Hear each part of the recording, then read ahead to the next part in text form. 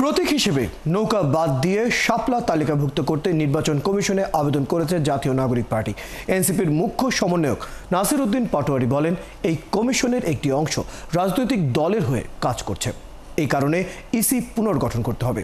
শাপলা প্রতীক না পেলে রাজনৈতিকভাবে মোকাবেলার হুঁশিয়ারিও দিয়েছেন দলটি। ফারজানা আক্তারের প্রতিবেদন। ভোটের প্রতীক তালিকায় শাপলা না রাখার সিদ্ধান্তের মধ্যে প্রধান নির্বাচন কমিশনারের সাথে সাক্ষাৎ করতে রবিবার নির্বাচন ভবনে আসে জাতীয় নাগরিক পার্টি এনসিপির একটি প্রতিনিধি দল।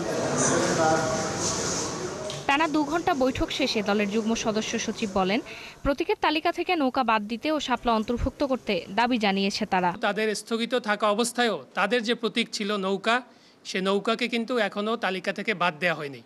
তো আমরা এই বিষয়টি কমিশনের নজরে এনেছি যে আইনগতভাবে আপনারা নৌকাকে এই যে তালিকা, এই তালিকার ভিতরে রাখতে পারেন না যতক্ষণ না এটি সরকার তাদের এই আওয়ামী লীগের উপরে যে সাময়িক নিষেধাজ্ঞা আছে সেটি তুলে নেয়, অথবা আদালতের মাধ্যমে অন্য কোনো নির্দেশনা আছে। নতুন একটা দরখাস্ত আমরা আজকে দিয়েছি যে আপনারা শাপলাকে বাদ দেওয়ার ব্যাপারে যে ব্যাখ্যাটি গণমাধ্যমে নির্বাচন কমিশন থেকে দেওয়া হয়েছিল, সেই ব্যাখ্যাটি আসলে আইনগতভাবে একটি ভুল ব্যাখ্যার উপর দাঁড়িয়ে আছে।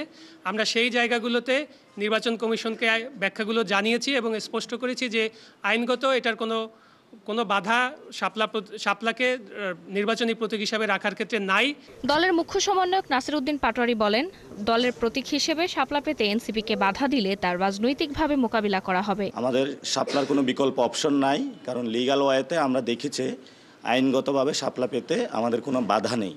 যদি বাধা দেওয়া হয় সেটা আমরা রাজনৈতিকভাবে লড়াই করব। নাসির উদ্দিন পাটোয়ারি আরও বলেন, নির্বাচন কমিশন আইন পরিবর্তনের পাশাপাশি এই কমিশনকেও পুনর্গঠন করতে হবে।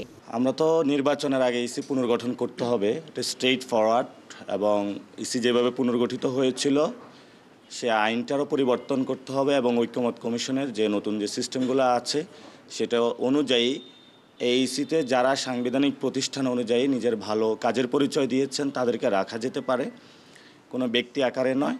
কিন্তু ইসি পুনর্গঠন করবে অনেকে তাদের ব্যক্তি জায়গা থেকে একটা দলীয় মুখপাত্র হিসাবে কাজ করছেন। সিসির সাথে বৈঠকে প্রতীকের পাশাপাশি দলের নিবন্ধনের অগ্রগতি ও প্রবাসীদের ভোটিং সিস্টেম নিয়েও আলোচনা করে এনসিপি। ফারজানা আক্তার, ৭১, ঢাকা।